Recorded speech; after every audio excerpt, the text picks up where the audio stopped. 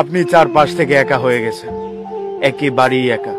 না আপনি কারো খোঁজ নিচ্ছেন, না কেউ আপনার খোঁজ নিচ্ছে। চারিদিক থেকে যখন আপনি নিঃস্ব, তখন আপনার পরিবারেও শান্তি নেই। একটা তাজা প্রাণ কিভাবে মুহূর্তের মধ্যে কাতর হয়ে যায়, সেই অভিজ্ঞতা আপনার জানা। তারপর একদিন আপনি ঘুম থেকে উঠলেন আর দেখলেন সবকিছু স্বাভাবিক লাগছে। বুক ভারী হয়ে থাকা, নিয়ম করে প্রতি ওয়াক্তে দীর্ঘ শ্বাস ছাড়া, এসব আর হচ্ছে না। পরিচিতদের সঙ্গে কথা বলছেন, হাসছেন, আপনি এমন ভান করছেন যেন সব স্বাভাবিক হয়ে গেছে। হ্যাঁ, সত্যিই স্বাভাবিক হয়ে গেছে, কারণ আপনি মেনে নেওয়া শিখে গেছেন সবসময় সবকিছু আপনার মন মতো হবে না। একাকিত্বকে আপন করে নিয়েছেন।